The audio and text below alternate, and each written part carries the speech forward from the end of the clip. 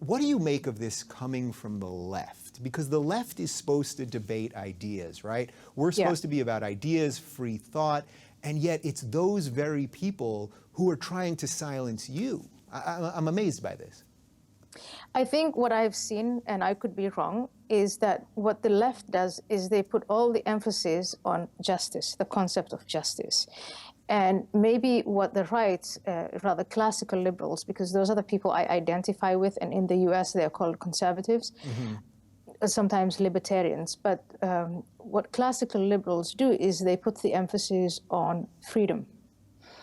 And I was exposed to these concepts between, say, 1995, when I go to the University of Leiden, until 2000, and then 2001, something happens that makes me intent on testing these ideas. And what I have discovered, like many people before me, and I think you will as you grow, is that there is no justice without freedom. And so if you accept, and that is freedom from coercion, freedom from being forced into doing something you don't want to do, or using the tools of state to make individuals do something they don't want to do, or the government failing at having one individual take the freedom of the other individuals. But if you have no freedom, then you will have no justice. Yeah, so I'm with you on that. So justice is secondary. Right. So what do you make of the tactics that they use? Because there's been so much, we've talked about it so much, but so much lying and smearing about people's views, including your own. Even when I've just tweeted that I'm having you on the show, fortunately, because we've built something good here, I think, 80% of it was positive, but a lot of people, she's racist. I mean, they're telling me that you are racist. So what do you make of the tactics that they're using? Because I do think they're doing something lofty. They think they're helping the downtrodden or something like that. When in actuality, they're strengthening the very people that they should, by definition, be against. And I think that is because if you put the emphasis on justice, you are by definition going to start talking about groups and collectives. Groups and collectives are abstract. You belong to a group for a short period of time. You're a member of whatever you are, collective you are a member of for a certain amount of time. But really, all the time, you are an individual.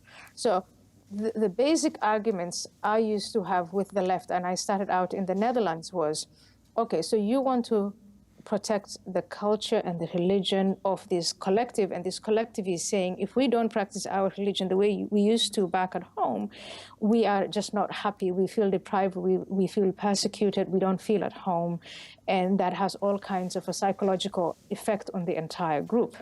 But what about the individual? What about the individual girl who's removed from school? Right. What about the individual girl who's forced into a marriage where she's consistently raped? She can't reach out to her parents because they put her in that situation. Her husband thinks he has a right. What about that individual right? What about the individual right to say, I don't want to do this, I want to do something else, and you're forcing this individual into doing that? And these constitutions in liberal countries is all about recognizing that individual freedom and aspiring to protect it as much as possible. And so what I tell my left-wing friends, and I have a lot of them because a lot of them have good intentions and they're progressive and they want to stand up for the poor, the downtrodden. I feel the same way, yeah.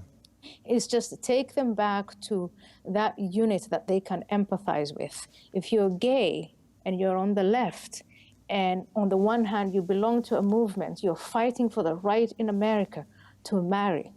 But on the other hand, you're also fighting for the right of some minority collective to do whatever they want to the individual members. Shouldn't you be thinking about the plight of the individual members, those who can't voice their wishes, and those who, if they do, have to deal with consequences, so die? And I'm not talking about death and threats.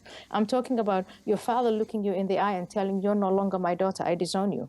You can't show yourself up in the mosque. You are not invited to, so you're shunned. Yeah. And think of the psychological impact of that on the individual who chooses to have a lifestyle that is not in sync with a 7th century lifestyle. Right, and that lifestyle, whether they're gay or just a woman, is what the progressives should always be fighting for, and that's the ultimate irony in this. That's the ultimate irony. It is women that I mean, this is my background. I wanted to be free to determine my own destiny. I didn't want to marry the man I was forced to marry. I wanted to find my own mate in life. I wanted to work and I wanted to finish my education, and I was told that's going to bring shame on us. Now, with the emphasis on us, that is the group, the collective. So it's always you, the individual, the unit, and you're constantly being told, you're so selfish, you're bringing down the whole family, the whole clan, the whole group. And here's the irony, I think.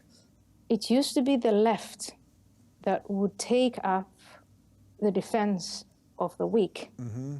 And now, unfortunately, we live in a time when it is the left that has decided to define weak units as groups, not individuals.